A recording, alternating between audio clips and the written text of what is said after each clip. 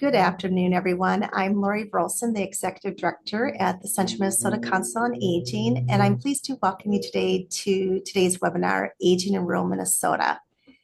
And Megan, if you can go to the next slide. Today's webinar is based on a research study that was conducted by the University of Minnesota and the National Rural Health Research Centers through a grant from the Minnesota Board on Aging in partnership with the Central Minnesota Council on Aging, Dancing Sky, Southeast Minnesota, Arrowhead, and Minnesota Rivers Area Agencies on Aging. The next slide. In today's webinar, we will focus on the unique challenges that are faced by the aging population in Minnesota. Older adults in these areas encounter significant barriers from limited transportation to access issues with healthcare, social isolation, and housing challenges, all of which impact the quality of life of the individual. So our goal today is to shed some light on these critical issues and discuss potential solutions to enhance services that can inform policy and overall improve the lives of older adults throughout the state of Minnesota. To ensure an interactive session, we are going to break at 3 different parts so that we can answer questions and also have discussion as a group. So prepare for some questions to place in chat, and we'll monitor them throughout. And then, as I said, we'll be stopping periodically. In the next slide, just go over a few housekeeping details before we get started. First, if everyone can mute their microphones, and please stay muted unless we're at a discussion break. And then during that time, you can unmute, and if you can just raise your hand, we'll be monitoring that and pulling individuals off for their questions. And we'll also be taking questions from chat. So just please post your questions throughout the presentation or comments that you have in the chat session. And then our team will monitor these. And then just to note that this session is being recorded and will be shared with participants after the session. We'll be having closed caption available too for individuals. And this feature is also enabled during the live session as well. So the next slide. I am pleased to introduce Megan Lahr, who is the Senior Research Fellow at the University of Minnesota Rural Health Research Center. Megan's work has focused on the quality of care in rural communities. Her past research has included projects focused on rural issues of accessing healthcare, caregiving, aging in place, and support services for older adults in rural communities. Megan also leads a large federal grant that is evaluating the federal FLEX program that supports critical access hospitals across the country, specializing in quality of care in rural hospitals. Megan has also spent several years working in federal health policy, so we are so pleased to have her here today. Thank you, Megan. Wonderful. Thank you so much, Lori. Excited to share a lot of information with you today. And as Lori said, we'll take breaks, but if you have questions as you think of them, feel free to put them in the chat. And we'll take a break after a couple of different batches of information to get into things. But I'm excited to share with you, like Lori said, the goal of this project is really to inform policy recommendations that could enhance quality of life and support systems for older adults in rural communities, especially Minnesota, obviously, by leveraging these findings. We've used different analyses and looked at kind of key collaborative partners can better advocate for and implement solutions to address the needs that we identify in this vulnerable population. And so a little bit for background here, we conducted a literature review to describe, to review and obtain specific information related to older adults across the US and in Minnesota. And then we really dove into the data and focused on the domains that are listed here. We used a bunch of publicly available data sources, identifying those that had county level data so that we could use this comparison of the 7-county metro against greater Minnesota. So the rest of the other 80 counties in Minnesota. So that really restricted us to using county level data where that data is available. Some of the sources included US Census data, Minnesota aging data profiles, county health rankings, the US Department of Agriculture data, and AARP data. Some MnDOT data from Minnesota Department of Transportation and Minnesota Department of Human Services data. And then we also, in that literature review we conducted that really focused on current best practices and interventions related to each of these domains. And so we're going to walk through the findings. This is a bulk of what we'll really be talking about throughout and go through each of those domains that were listed on the previous slide. So first we have sociodemographics, and this will really just kind of give us a base of the population or populations that we were looking at. So as of 2021, US older adults age 65 and older, they make up more than 20% of all rural residents. Compared to about 16% of urban residents. And older adults are the fastest growing age group in rural areas in the US. Between 2010 and 2022, that population of older adults in rural areas grew by 22%, compared with nearly a decline of nearly 5% among rural adults ages 18 to 64. The demographics for older adults in rural Minnesota, those really mimic a lot of those main characteristics and demographics nationally. So it looks really similar. So rural Minnesotans are older, often have more chronic conditions and report poorer health, and are more likely to be low income compared with urban Minnesotans. So looking at these graphs, it really compares the metro counties, like I said, the 7-county metro area with greater Minnesota. You'll see this throughout the graphs that we're going to show and the tables we show. But rural Minnesotans, greater Minnesotans has a higher proportion of the older population compared to the metro counties for all age groups over 65 years, and a slightly higher proportion of older adults below the poverty line. And again, we can always come back and take a look at these images a little bit more. So for age and race specifically, nationally, both rural and urban older adults are primarily non-Hispanic white. And this group really comprises almost 90% of older adults in rural counties, compared to just over 75% of older adults in urban counties. And so older adults in Minnesota, both rural and urban, are more likely to be non-Hispanic white than the national average. So in Minnesota, that's 94%, compared to 77% nationally. For the total population, non-Hispanic Blacks, Blacks or African Americans, and Asians or Native Hawaiian or Pacific Islanders have a larger proportion living in metro counties compared to greater Minnesota. American Indian or Alaska Native and non-Hispanic whites have a larger proportion living in greater Minnesota compared to the metro counties, and a slightly higher percentage of Hispanic individuals live in metro counties compared to greater Minnesota. These same trends in race and ethnicity and in region are present in adults 65 years and older. And so that's, so this is saying all ages, and that's really the same thing that we see in the population 65 and older.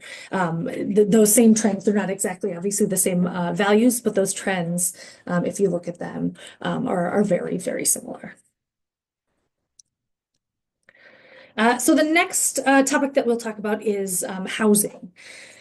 So when you think about what housing looks like in the United States, the majority of older US adults, over 60% in rural and urban areas, believe that the home is the optimal setting to receive long-term care. And so again, that's the majority of folks. They think that their home is where they want to be receiving long-term care. Still, 1/3 would prefer an institutional setting. And so this really does show that policies and programs need to support older adults aging in place, but also ensure that there's a range of housing and long-term care options that are available for folks no matter where they live. So this graph shows some of the differences in housing units in the metro counties and greater Minnesota, but pretty much there's not a big difference in the proportion of housing units with severe housing problems. You can see that here. The multifamily housing and the zero-step entrance. There are minimal differences there that you can see, and some of those aren't necessarily getting at the quality, but multifamily housing is just kind of the status of how folks are living in those areas.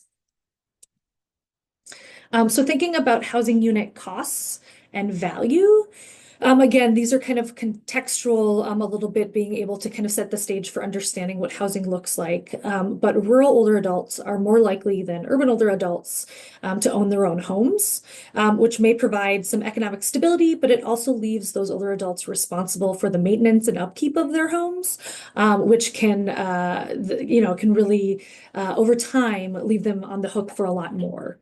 In Minnesota, roughly 80% of older adults, rural and urban, own their own home. And while home value and housing costs for older adults are higher in the metro, which is understandable, these data may not show the extent of housing issues for older adults simply because what we don't have is more information about housing needs. And so this doesn't show us anything like I was saying about the maintenance or the upkeep or the modifications that may be needed for older adults to remain in those homes that they own, that they're then responsible for that coverage. And so that's really the context that we don't have. And I think that's really important just to acknowledge. While we do know some things, we don't know a lot about certain aspects. And then this third section is on food insecurity. So thinking about access to healthy foods and the assistance that might be available, the U.S. Department of Agriculture defines food insecurity as the limited or uncertain availability of nutritionally adequate and safe foods, or limited or uncertain ability to acquire acceptable foods in socially acceptable ways. So this is something, food security might be influenced by a lot of different factors. So it can be poverty or a low fixed income, as well as access to food, including the proximity to your food, to that source of food, so your grocery store, reliable transportation to be able to access that, or access to public transportation that's reliable, or ride sharing, a lot of things that aren't necessarily voluminous in rural settings. Physical mobility to acquire those foods, so whether you're capable of doing that on your own or you have someone to help you with that. Availability of food delivery services, and general social isolation. And so those are all things that come into the context of how you are able to maybe access healthy foods beyond just the availability of having foods nearby. A greater proportion of older adults in greater Minnesota have poor access to grocery stores compared to metro counties. And greater Minnesota also has a poorer food environment index, and that really shows a less healthy food environment. Households with SNAP is about the same as you look at the 7-county metro and greater Minnesota. So this is our first pause, and I'm happy to return back to either of the any of the previous slides, but I'll leave it up to someone if there are questions from the chat. If you have questions, feel free to jump in with those.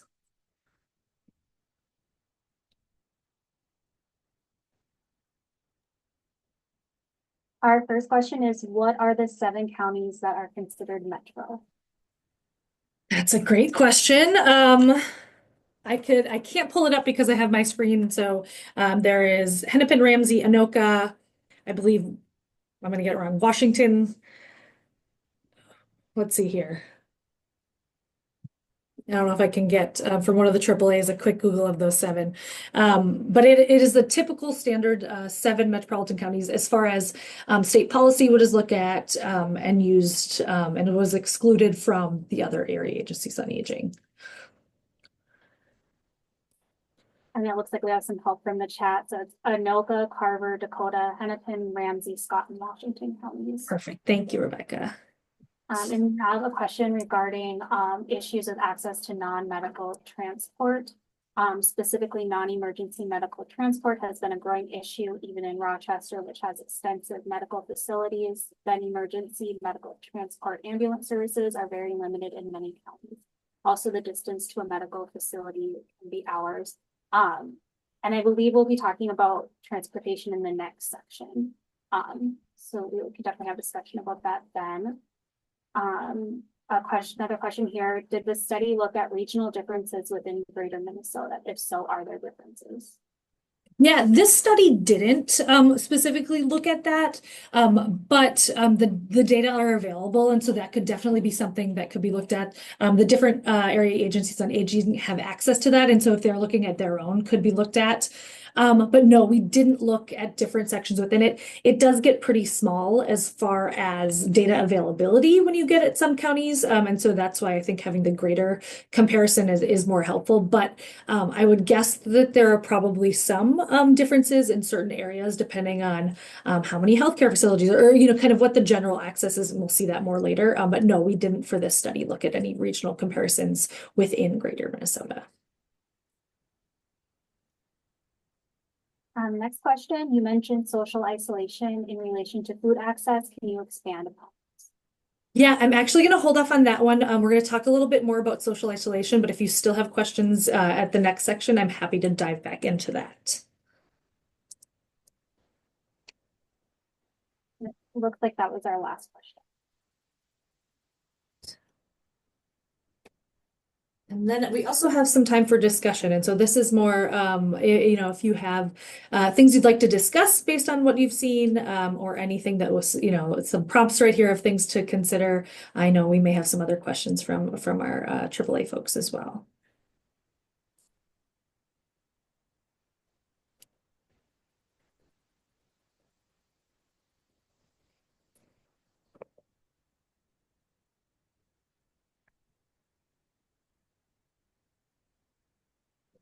Not seeing any hands raised.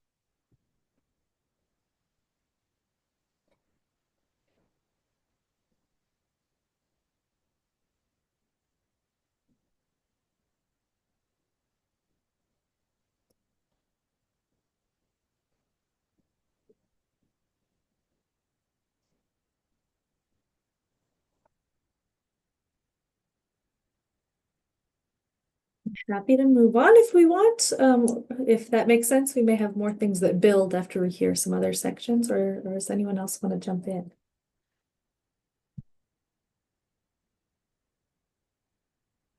I see a chat just came in, Megan, from Mary. Maybe Mary wants to expand a little bit. It says, you mentioned more likely to have poorer health. So, Mary, can we put you on the spot and have you expand on that a little bit more for Megan?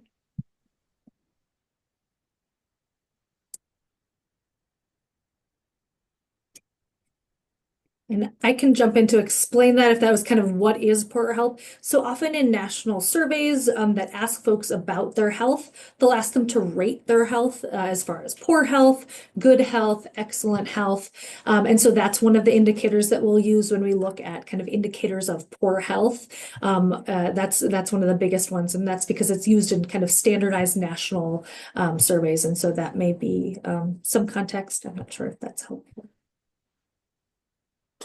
Yep, thank you. I was just wondering if you knew more what is the poor health? Yeah, and that's really a self-defined indicator from folks responding in those surveys.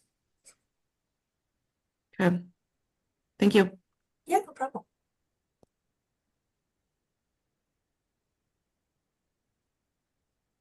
If there's another comment in here, I would have thought the greater Minnesota access to grocery stores would have been higher. That was surprising. Yeah, and that one, I could really see that when folks were asking about regional differences. I could see that one really varying, kind of depending on what kind of micropolitan or big towns you have near your communities and what that looks like. That could be something depending on where specifically in Greater Minnesota you are that can really differ. Absolutely, but yeah.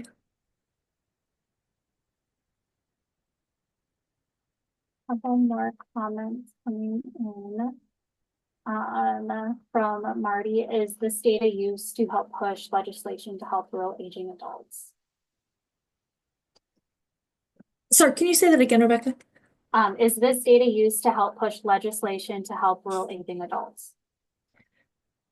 Rural Indian adults, sorry, Rural aging adults. Rural aging adults. Oh, sure. So yeah, this was just a study that was just finished and was done by the AAAs, like Lori described. And so this could be, right? This could be information. I think that perhaps is some of the intent. We'll talk about policy implications towards the end, as far as what stood out to us as we were writing the report. But absolutely, this could be that type of information. I think that was trying to see kind of what do things really look like in Greater Minnesota versus in the metro counties and really where are the differences and maybe where are some of those places where there are opportunities to improve some of those disparities between greater Minnesota and the metro counties. And so I think absolutely this could be used for some of that. And I think some of that is behind the intent of why we look at it and do that comparison to say what are those needs where state policy maybe could impact something. Absolutely.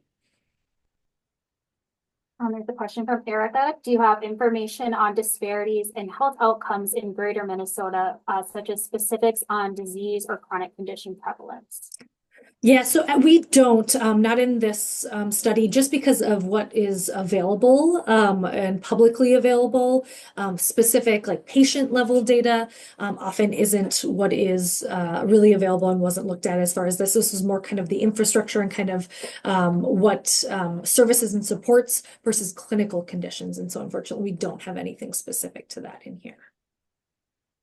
And a comment from Sue, as someone who often needs to defend our state and specifically rural demographics, it is good to see the current stats reflect what we see in southern Minnesota. And then a question from Mariah, is there a breakdown on types of support? For example, family versus hired versus community supports?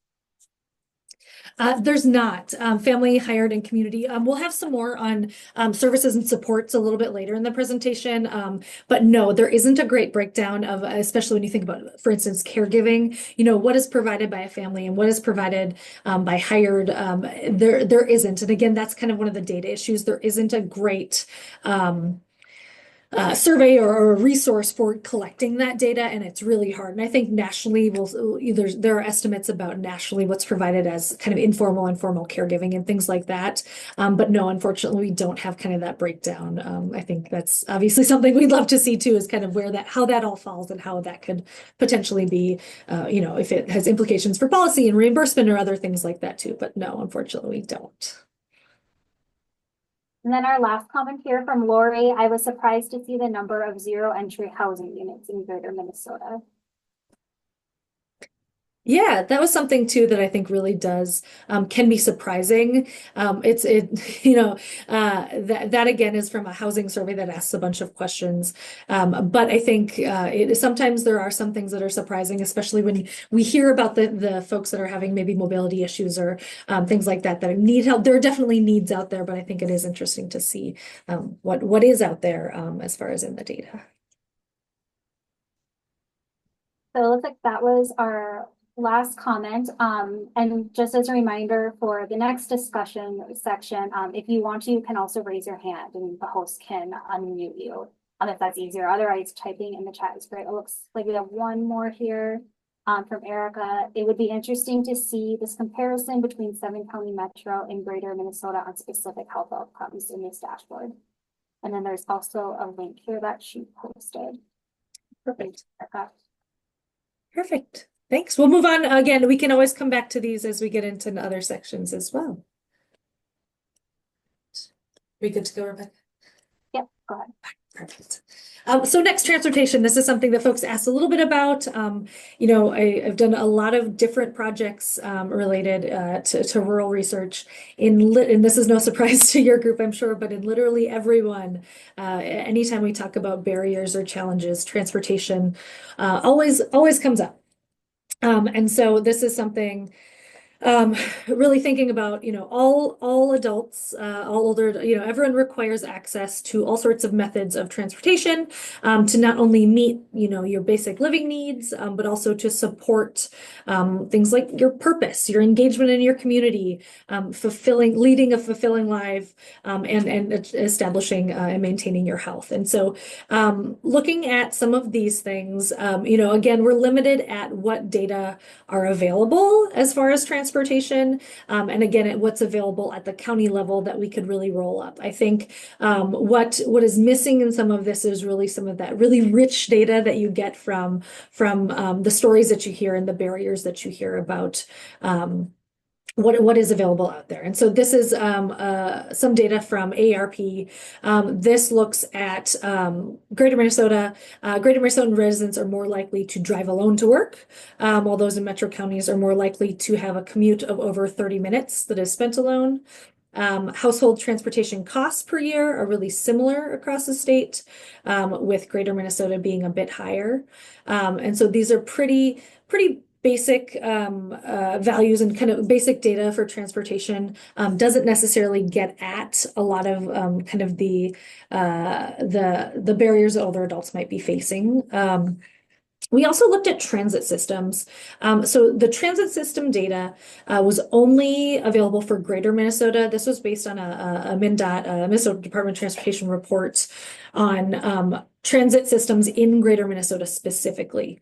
And so we took a look at this and really wanted to break it down as far as accessibility. So what does that mean? Some of the data points that they had available in this report were things like if they operated past 6:00 p.m. on weekdays, and then if they operated on Saturdays and if they operated on Sundays. And so we analyzed those data to try to give a little bit more context for if, what transit systems had available to customers similar to what might be available in a metro area.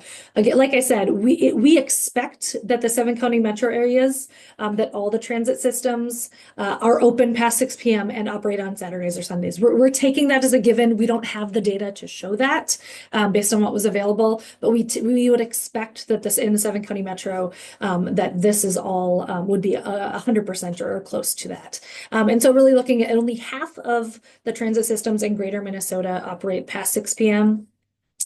Just over 70% operate on Saturdays and 44% operate on Sundays. And so that really does show a bit about, yes, there are transit systems available. What that availability really looks like is vastly different. And again, I would expect that if you looked at each of those transit systems in your communities, that the differences would be very different regionally across the state about what's available when, and really what that cost is for folks, how many service points they have, really where it can go. We hear anecdotally a lot about crossing county lines and what transportation looks like there. Someone mentioned non-emergency medical transportation. There's a lot of services that aren't included in these transit systems, but these are really the biggest infrastructure piece. I know all of the folks here would know, about volunteers and transportations. That's something else that we can't really capture in the data. So obviously that's not reflected here. Looking the last point on the table is about stations and vehicles being ADA accessible. So the majority of transit stations and vehicles in metro counties, 90% and about 83% for Greater Minnesota, are wheelchair accessible according to the requirements of the ADA. Obviously, though, that's not 100, and so there's a lot of room for improvement there, both in the metro area and in Greater Minnesota, to make things more accessible for folks.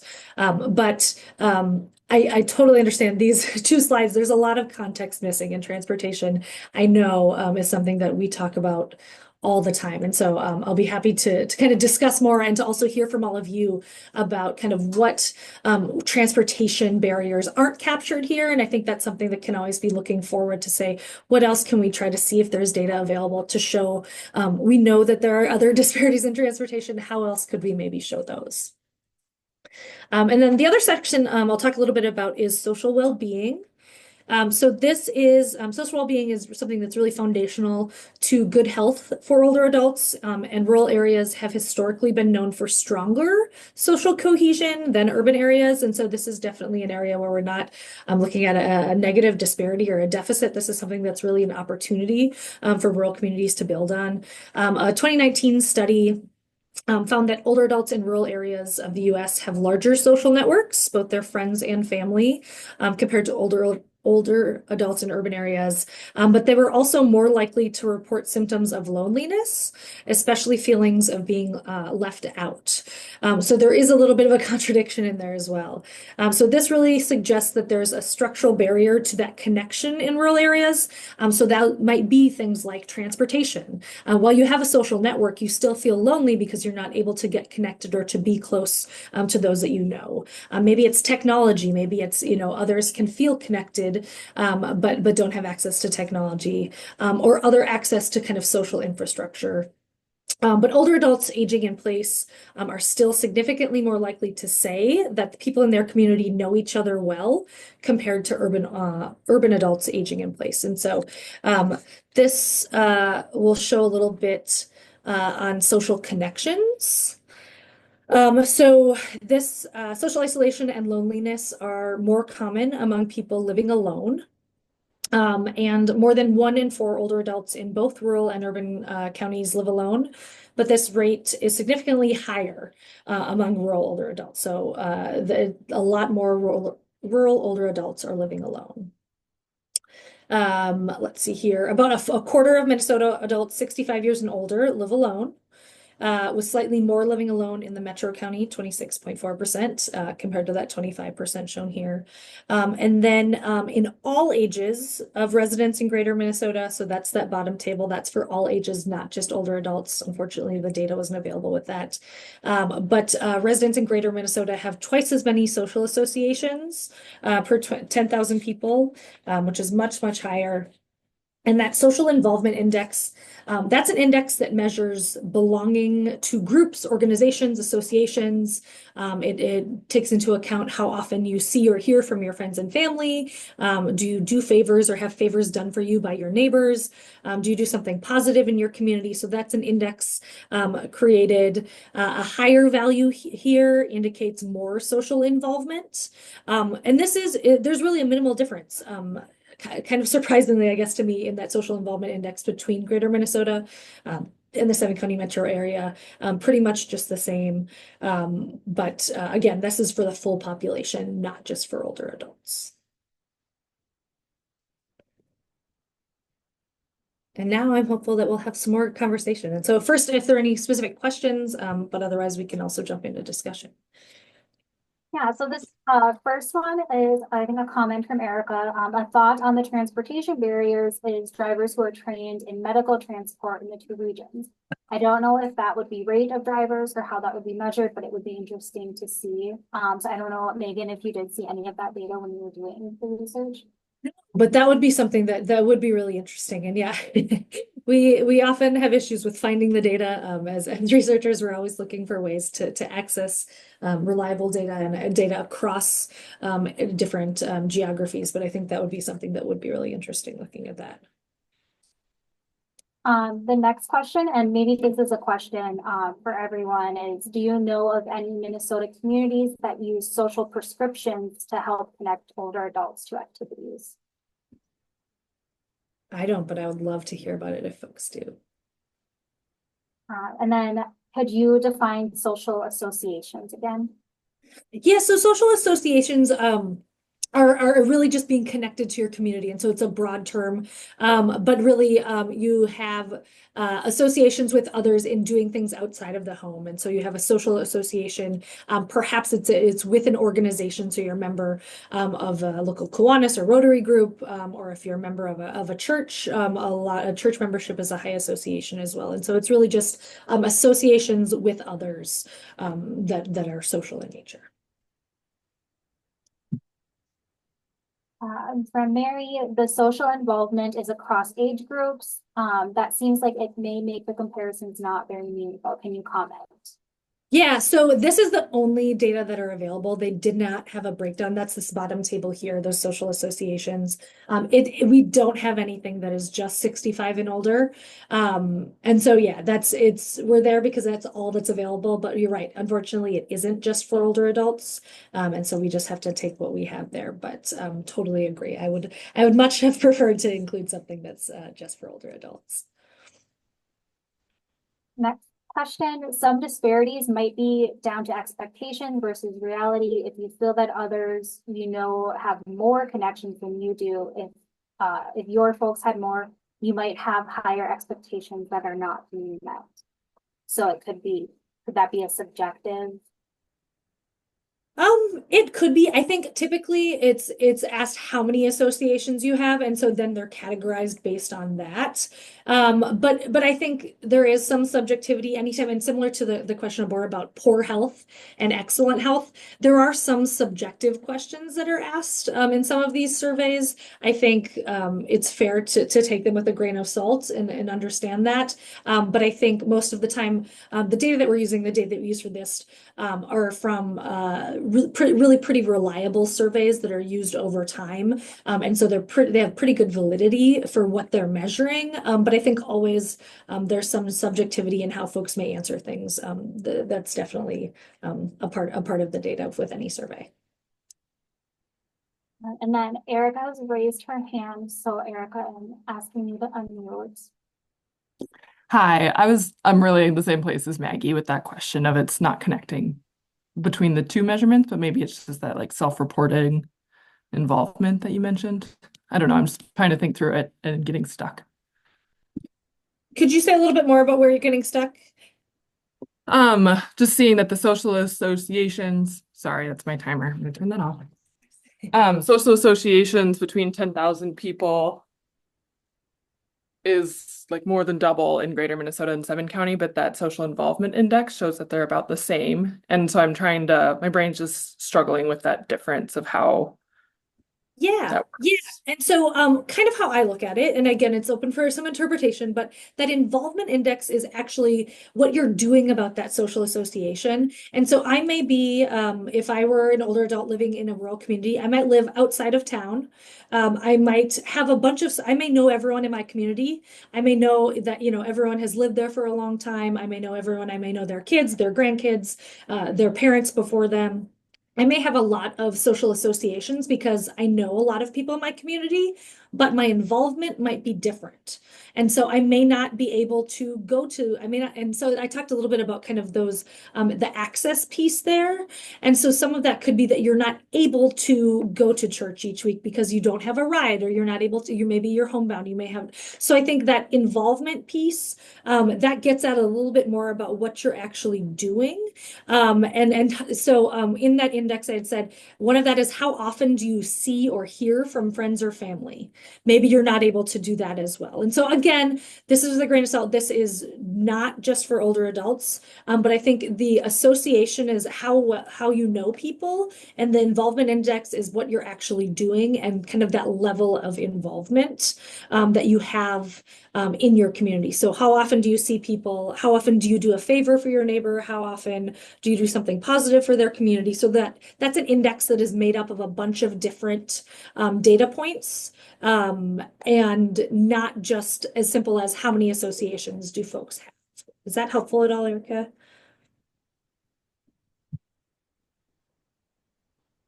Oh, thank you. I muted myself. But yeah, I think that is helpful to kind of hear what that difference is, but it strikes me as like that seems like a strength of Greater Minnesota to have higher social associations and more opportunity to change that index maybe, but I don't know. I'm just thinking. Yeah. So No, I would agree with that point too, that right. There's the opportunity there, and identifying maybe what are some of those barriers that are making it so that those don't align better, right? That involvement index could be higher, and how could we work on that?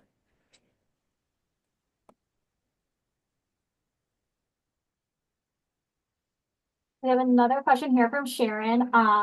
What about examples of towns or small cities that structurally address isolation in their communities? And maybe this is another discussion question that if anyone else in the chat wants to jump in, if you have examples in your community. I think that's a great question if folks have examples. And the other one we have is a reminder, if anyone has, we can go here, if anyone wants to talk about kind of the social prescriptions. And so I would be fascinated to hear of any examples of folks that know of this happening in their community or other communities, or of other examples of what folks are doing to address social isolation among older adults. This next comment, kind of going back to transportation, central Minnesota rural areas have more areas where transport is no longer available with either limited service with increased costs. Yeah, and I think again that comes to the lack of data really on transportation of there are transit systems there, but in reality, what is available to people, where is it available, how often, there may be just one bus ride in the morning and one back out at night, and does that really make for good access? Not necessarily if you want to make it to one appointment or two appointments in different places. I think there's a lot that's not said in the few data points we had on transportation. This next question, I think you answered most of this with Erica, is about why Greater Minnesota has higher rates of social associations and the difference between associations and involvement. Could you speak to how this impacts isolation and loneliness? Yeah, I mean, I think the lonely, so I think that's a good point. That involvement index, I think, like I said, in rural areas, they have higher social associations, but still report being more lonely. And so you may know people, but you may not see them that often. You may know everyone in town, but if you're not able to get out of your home, if you're not able to easily get out of your home, if you don't have transportation, if you don't have those other barriers that come into play, you still can be, it's still, you can still feel lonely and even at a higher rate than someone in an urban area. And that maybe comes down to kind of that involvement versus association. You may know everyone, and that's a wonderful feeling to feel connected to your community, but that doesn't mean that you're not lonely. And so I think distinguishing between those two that both can be happening at the same time is really important. And how do you get at that loneliness? And maybe it's by using that opportunity of connectedness and that feeling of social associations and really trying to work at what are the things preventing someone from not or making it so that someone feels lonely, and how can you get past some of those? This next question, is there any additional data related to transportation besides commuting and public transportation? Not in a standardized fashion for everywhere. I would assume that all the AAAs have, folks collect their own data, right? So on service, how much we will get into a little bit of utilization data in a little bit. And organizations, different organizations, every organization that provides some, transportation, whether like non-emergency medical transportation or something else, they have their own data available on that. And so it's just really hard for a researcher to not have access to that. And so there is very little publicly available standardized data, like let's say at the county level, that can be taken on something like transportation. And that's one of the biggest barriers, is just being able to not look at something across the whole state to be able to compare. And so if we didn't have something that was across the state, it wasn't included in the analysis just because we wanted to really be able to show a full picture of what was there. And so again, that's why we were so restricted in the types of things that were available on transportation. This next question is asking about in-home social interactions and if that could be captured in the index. Yeah, and again, the index is something that was created by another organization, and we took that data. In-home social interaction is probably, I'm trying to look back at what did I list. Yeah, and it says how often you see or hear from family. And so, yes, I think some of that. And so even if it's not family, like let's say it's a service provider coming into your home or someone delivering Meals on Wheels, I think that is probably included in that connection, in this involvement piece and how you feel connected to people. But again, it's not as specific as kind of just that. But I think that could be one of the solutions at addressing loneliness is how do you have other people that they interact with? I've read anecdotes about the postal service doing some of this. Obviously, folks like Meals on Wheels and provide home delivered meals do a lot of this. And how do different people interact with folks who may be homebound or may not be able to have as much access in the community and are more socially isolated? And so I think examples like that are really kind of those great things that bridge the barriers to be able to help folks that may be lonely.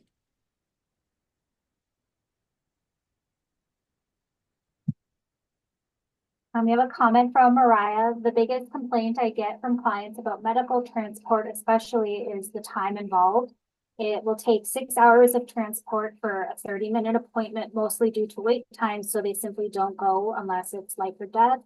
And then Erica also commented, I also hear about differences in medical transport need, like someone who is ambulatory with a walker but needs help getting the walker into the vehicle is considered a medical transport case. So someone who is low need having to wait in the same bucket as a more complex case. Yeah, I think those are great points. And again, that's really that nuance of like what is really available, and those wait times I think are just wild because yeah, they may have a transit service, but really it's not going to be as efficient as if you or I are able to hop in our car and go to the appointment and come home right away. It's just a lot more to think about and what those barriers may look like. Absolutely. Jason commented, great report by the Surgeon General around social connection. Within the report, they define loneliness as a subjective, distressing experience that results from perceived isolation or inadequate, meaningful connections, where inadequate refers to the discrepancy or unmet need between an individual's preferred and actual experience. And then Sharon also commented about Vivek Murthy's book, which is called Together, the Healing Power of Human Connection. Absolutely. Great resources.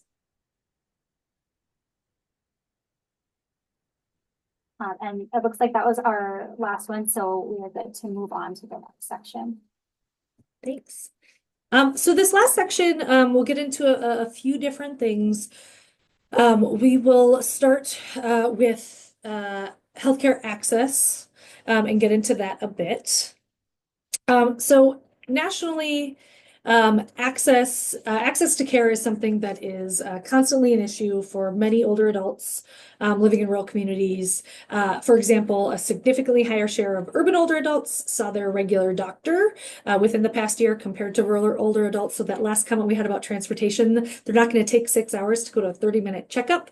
Those regular appointments, if you have some sort of barrier, you may be missing that, and that's kind of shown out in the data, that regular access to care. Access to specialty care can be particularly challenging for rural older adults, especially mental health care providers. In a 2019 study, rural Medicare beneficiaries were more likely than urban counterparts to have delayed care due to cost, and they had longer travel times to see their usual providers. Also, compared with rural Medicare or with urban Medicare beneficiaries, rural Medicare beneficiaries were much more likely to avoid going to the doctor and to not tell anyone if they were feeling sick. So really just hiding kind of what's going on. There are many reasons that access to care is challenging for older adults in rural areas, including, like we've talked about, geographic isolation, transportation barriers, workforce shortages is huge. Another thing we haven't yet talked about, but in rural communities, absolutely. And facility availability. Is there a facility there? So those are all kind of components I'll talk a little bit about. So starting with provider access. Nationally, rural areas are much more likely to be a health professional shortage area than urban areas. And rural areas have a lower ratio of direct care workers. So those are folks like home health aides and nursing assistants for older adults compared to urban areas. And so those are just, this really shows you kind of primary care physicians, dentists, and mental health providers, those provider ratios. So that shows the number of people per one clinician. And so having more is not better here. So the greater Minnesota values are higher, which is showing that there are fewer providers for more people. So really showing those disparities there between the metro area and greater Minnesota. So that is in primary care physicians, that's with dentists, and a huge disparity with mental health providers. Again, I'm sure none of this is a surprise to most of you, but I think it's really great to have these data and to look at them to be able to see where areas of greatest need. We know the state of Minnesota is doing a lot related to workforce, and so I think this is a helpful context to see as they're doing some things in that. The health professional shortage area index is below, and the greater Minnesota index is much, much higher than the metro counties. And again, that's pretty much, we said there's a higher level of shortages that we can see. Let's see. And then facilities. So since 2005, nationally, almost 200 rural hospitals have closed or converted to provide a lower level of care. You know that nursing homes across the country have also been closing at alarming rates, with almost 475 nursing homes in non-metropolitan areas closing between 2008 and 2018. So these nursing home closures, those result in longer distances for rural residents to access home health agencies or other nursing homes and hospitals with swing beds. So these closures are a big deal for a lot of aspects. Rural nursing homes have the capacity constraints as well. So those provider ratio issues as well. well. And that owes to lower population density, limited financial resources, unique workforce and recruitment and retention strategies. So there are a lot of issues kind of with workforce and facilities that are struggling in rural areas. Minnesota currently has 76 critical access hospitals, and many of those are throughout rural communities. Though the last rural hospital to close in Minnesota was in 2015. Other facilities have made other adjustments based on their ability to remain viable. And so one such case was Monoman Hospital that became a rural emergency hospital. Yes, they're still providing a level of care, which is great, but they aren't providing that regular acute care facility care that they were able to. And so those are transitions that are happening in rural areas. This data shows the proportion of counties that have these facilities located in them. And while this is not a perfect indicator of a facility and services access, it's really helpful to understand the distribution across the state and where there might be areas of greater need. So looking at this, all 7 metro counties have assisted living facilities. All 7 have home care providers, hospitals, and nursing homes. And then you can look at the proportion of counties in greater Minnesota that have these facilities as well. And so 99% of counties have, and again, like I said, this isn't perfect, and I'd love to hear too, this is just the counties having these facilities. We know some counties are smaller, some counties are quite large. So having one in your county or something like nursing homes, 99% of rural, of greater Minnesota counties have nursing homes located in them. That's wonderful, though with a higher proportion of older adults in rural communities, that may not fulfill the need that is there for nursing facilities. And so 100, that 99% is great, but it may not explain everything. And so that's why this is kind of an imperfect indicator.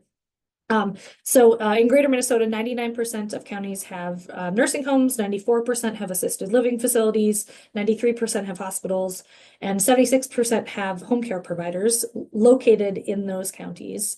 So though there's kind of this good distribution across greater Minnesota, that doesn't mean there's kind of ample access for everyone that lives there.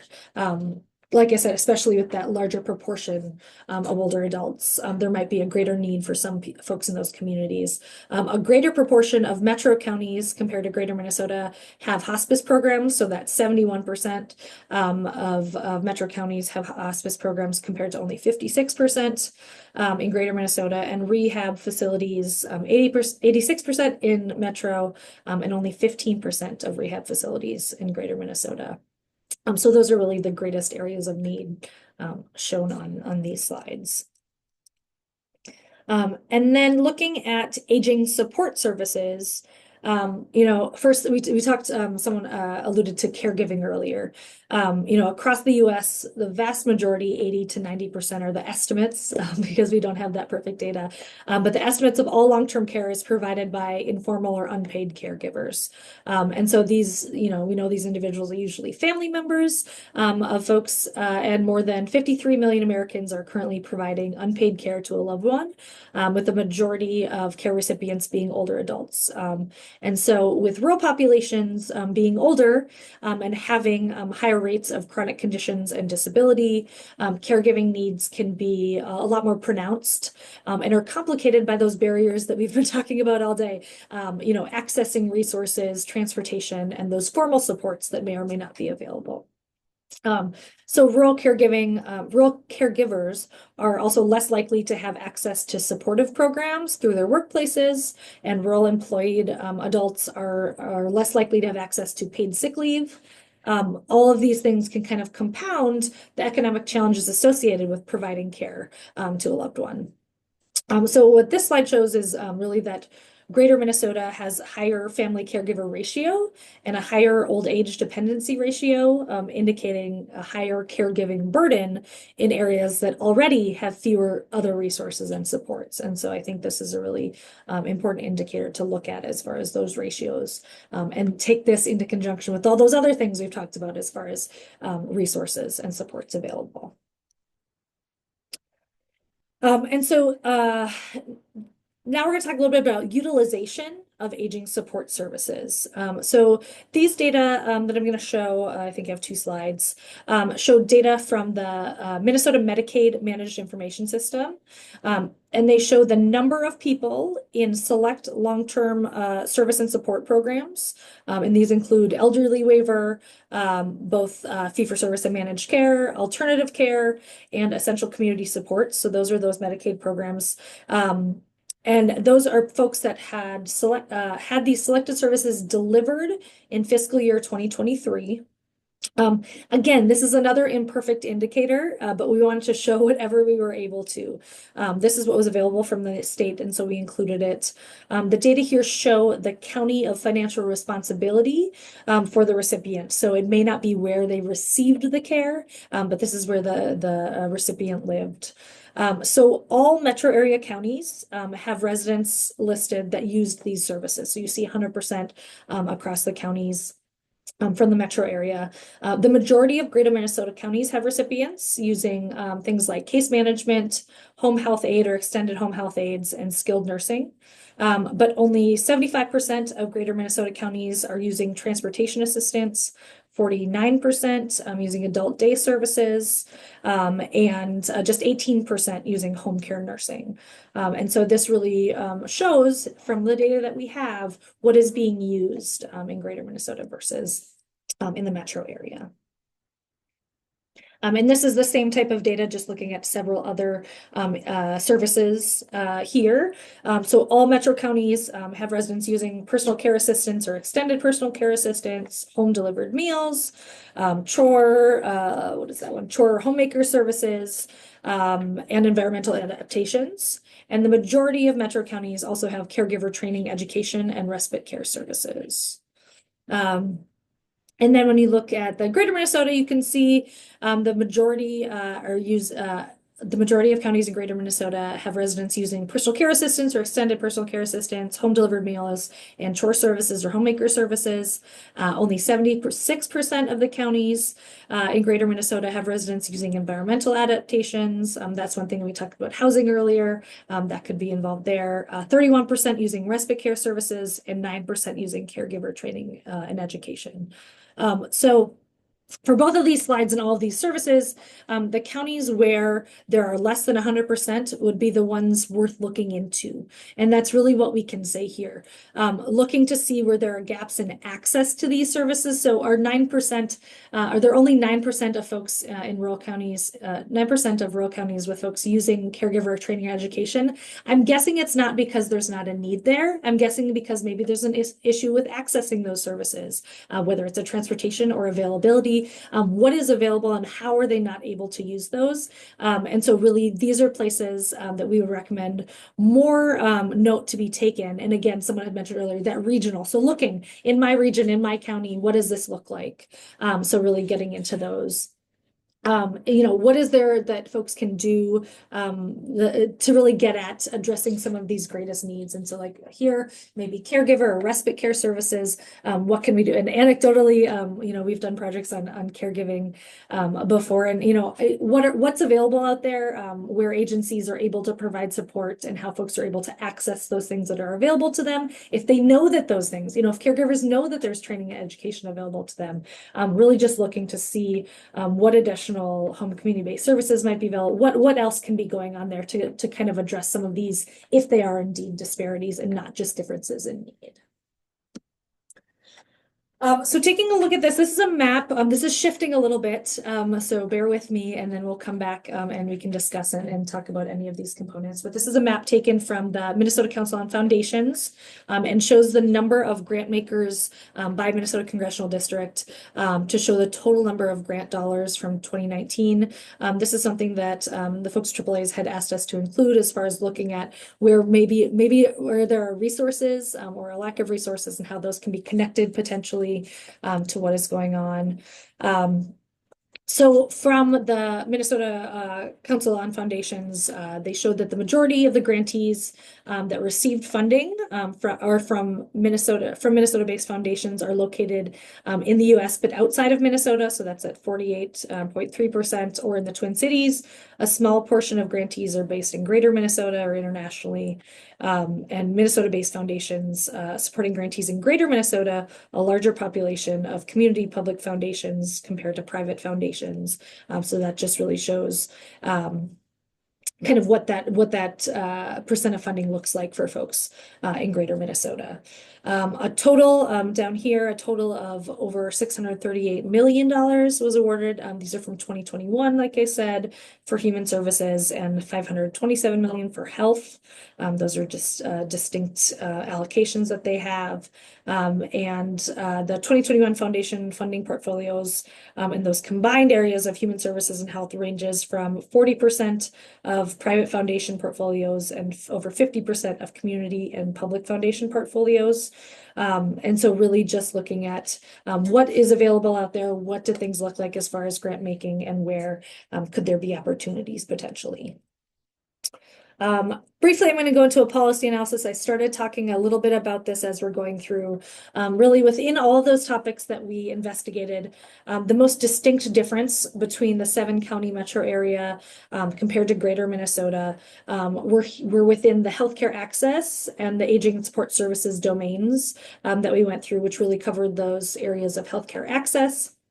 And as well as things like aging in place, caregiving, and additional kind of home and community-based services. So a little bit just thinking about those areas that appear to have greater disparities in Greater Minnesota. Healthcare access really stands out.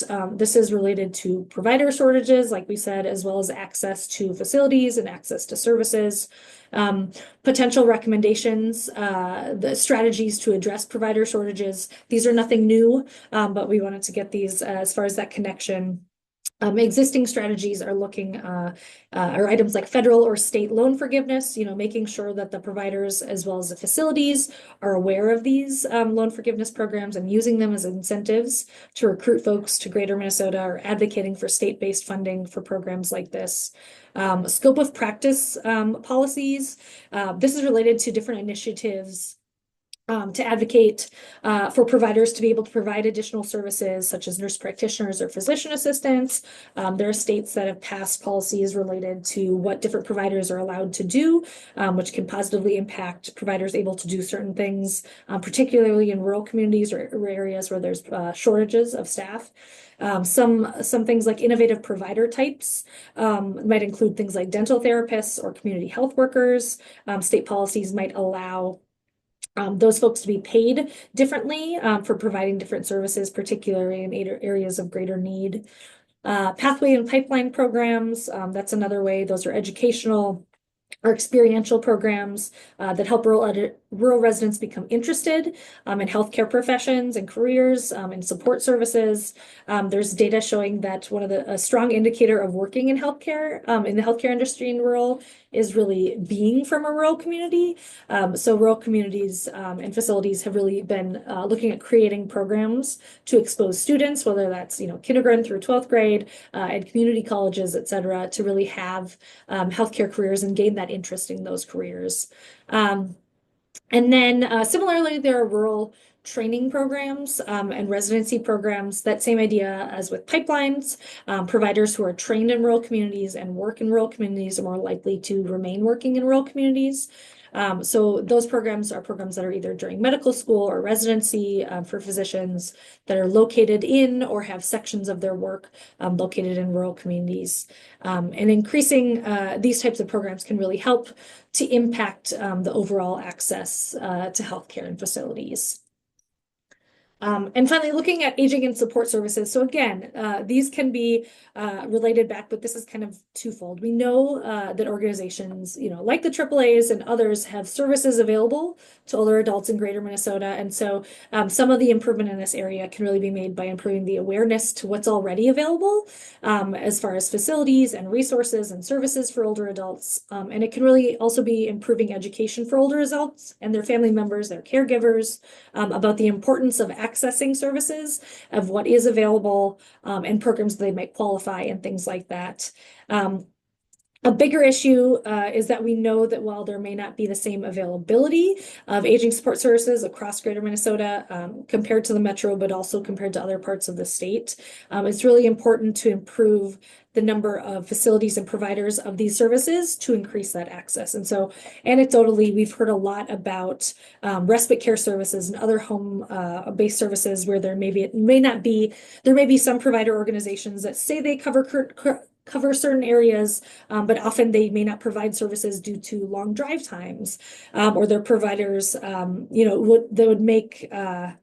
they would have to make it to another adult's house. They have to go so far, they're not able to make that transport possible. And so in effect, there wasn't that access, even though a certain county, especially since we did county level analyses, says that that service is available. And so figuring out those ways, like I was talking earlier about, making the connections between where those barriers are and where we have opportunities in rural communities, and really making those connections to make sure that folks are being supported.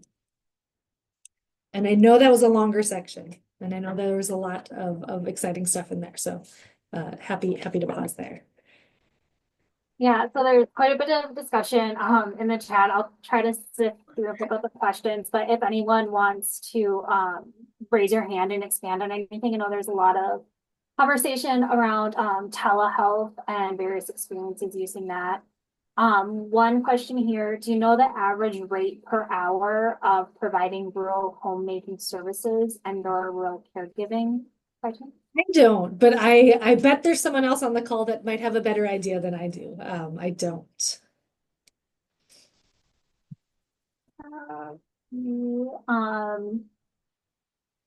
There's also some comments around Medicare and covering virtual visits going into 2025. Again, if anyone wants to raise their hand and unmute to talk about that, it seems like we have some experts in the group. For those areas where reporting shows aging support services are not being used, are those services available? Yeah, and I think that's the biggest question, right? And so just so many slides back. Right. So for example, the caregiving and education training and services, I think, right, what actually is available in those communities is a great question. And again, there aren't data on that at kind of a statewide level for counties. And so that very well could be the issue, whether in fact there aren't anything, or folks say that there are these services available, but like I said, there are barriers to accessing them. That's really an unknown. And so that's why we would encourage folks to take this data and take it back to your community, your county, whatever level that you're at, and really dive into it and say, what is out there? How can we look at these things? And where can we find why folks aren't using that service? Is because they don't know about it, they don't qualify for it, or it's just not there. We do have a hand raised, so we can go ahead and unmute Anne. Yeah, but, just a couple things. I'm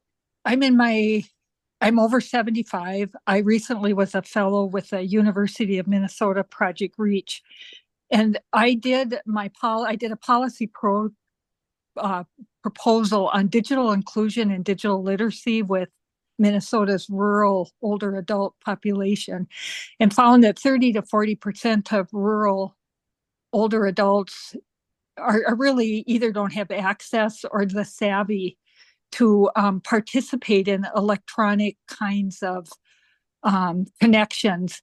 And so as we look at being efficient, during COVID, when we moved to the opportunity to do so many electronic visits, and that's just not going to work the best for rural.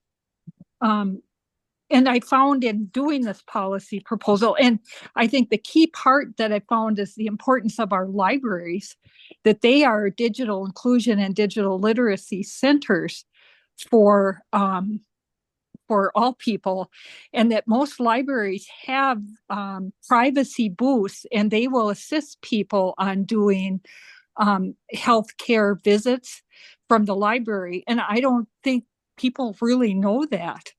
And so that would really, I think, impact. I think there would be people that would do that.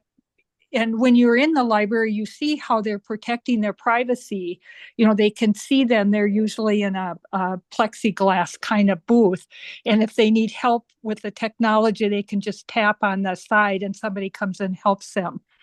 The key thing I did want to bring up is that when I tried to, as part of the university program, we had to promote our programs.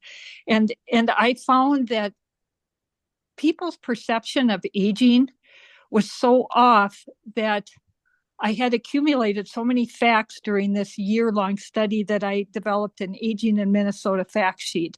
And the two researchers I was working with said, yeah, do you want to waste your time on that?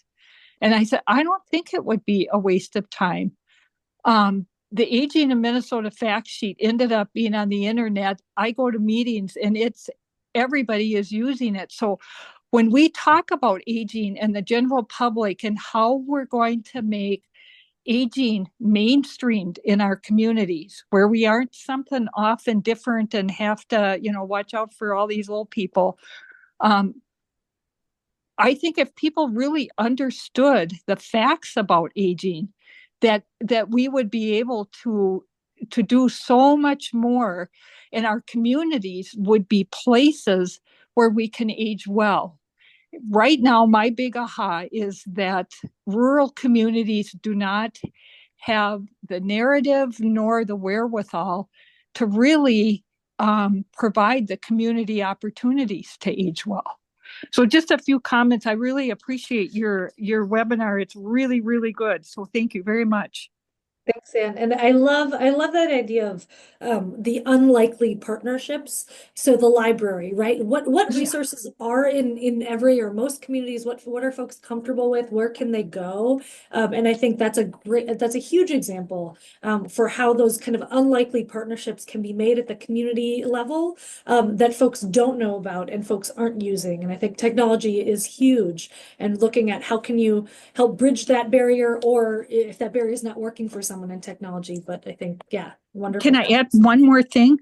If you look at the library map, if I was an executive level person in healthcare in my career, I wished I would have known about the libraries when I was working. It is the most extensive rural network that I have ever seen.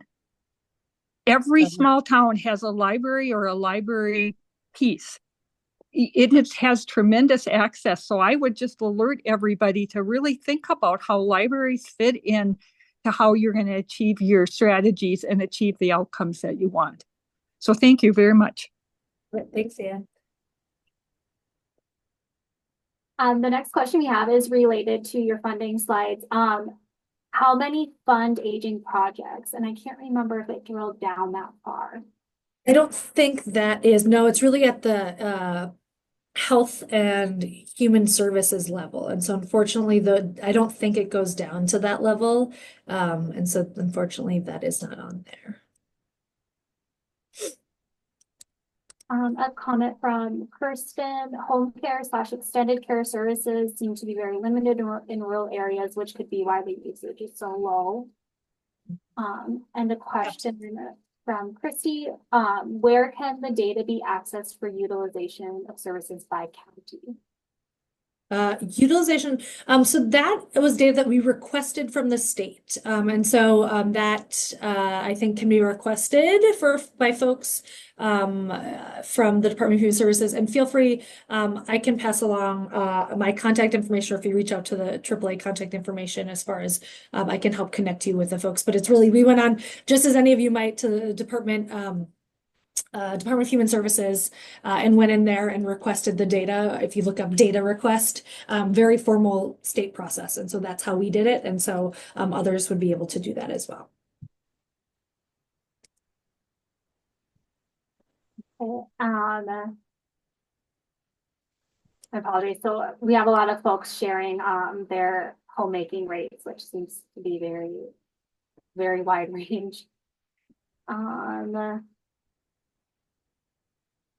Comment from Lori. Thank you for suggesting about contacting legislators about expanded telehealth access. And just FYI, many providers will offer phone calls, not just virtual. A question for Anne, if you could share your policy paper that you referenced, if you are able to put this link in the chat, that would be great. A comment from Elizabeth. In my experience, home care agencies in rural Minnesota don't have PCAs available, even if a person is eligible and can get these covered, thus leaving patients needing to either find someone who can be hired and trained for this role or do without.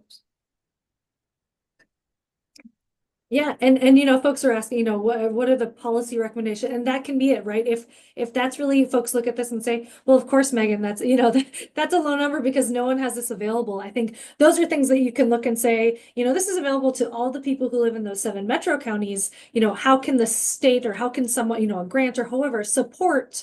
And that's hard, right? Workforce is really challenging, especially with all these barriers I keep talking about. And so those are definitely things, but those are the hard questions I think to ask and to say, well, if we know it's so low because it's not available, how can we help make that available so that folks can have the same access to the same services no matter where you live?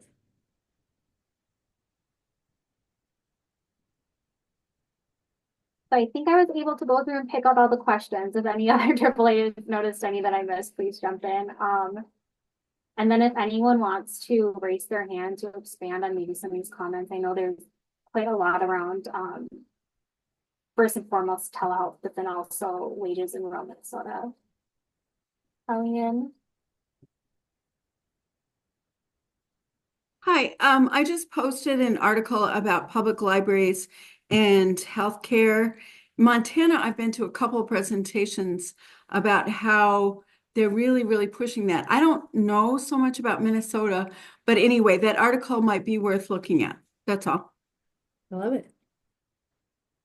And just on telehealth, yes, I mean, we know, you know, I think it has been so helpful for folks that it work for. I think it really helps, especially when there's lack for specialty services for mental health or behavioral health services. There's a lot of great things that have come from telehealth, and I think with the question on what will be reimbursed going forward, I think that's something obviously there's some advocacy needed around that. Continuing that, I think personally would be so important to do that. And like Anne said, you know, not everyone is able to do that. So we know there are still broadband issues. We know there are still issues with how folks are able to use telehealth. And so there's more to be done there to make sure that older adults are still able to access telehealth. It's not just, oh, well, we have telehealth, you know, now everything's solved. We know that there are still other steps there. And that's another great area for really looking at how is that able to help folks in rural communities and older adults especially. And there's a comment from Erica. I'm not sure where, but there's a local public health agency in Minnesota working to have public health nurses in library settings. I know my local library just hired a social worker who's there once a week to help folks fill out forms, and it really is such a valuable community resource. Yeah.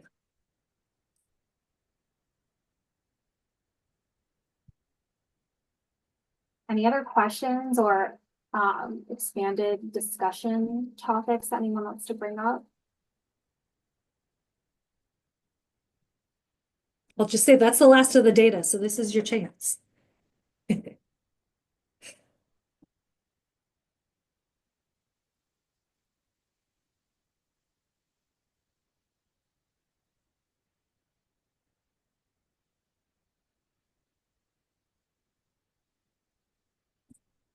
No, I'm not seeing anymore. Believe that will wrap it up for me then. I don't know, Rebecca. Thank you, Rebecca, for managing all the questions today. Yeah, and there's actually one more from Georgia. Are there recommendations on who to share this with, local or elected officials? Any other recommendations? I'd say everyone. I'll leave that up to if anyone at the AAAs has very specific ideas, definitely shout those out or put those out or jump in. But I think generally it's taking the information and seeing how does that, what does that look like in my community? What do we know from what we experience in our local community or county or organization of these that is really hitting home, and how can we use data to support that and show we know that in the data there is this difference, and how can we use that? I think anyone and everyone, I'd say county level folks, because a lot of this data, can be at the county level, but also your state legislators, federal too, for things like telehealth, all sorts of folks. Rural is really an important need overall, and folks are hopefully receptive to seeing the data like this. And I think if you can share your personal stories, couple some of this information that was shared today with what you're personally seeing out in the community, with the clients that you're working with, and with community partners that you're working with. I think any time that you can, use the data to help support what you're seeing, that's what makes, I think, the biggest impact when you're starting to work at either the state or federal level with legislators and various funders as well. But it's coupling the data with personal stories and personal impacts that really, I think, takes it to the next level and paints a picture for legislators to really see how it's impacting their constituents.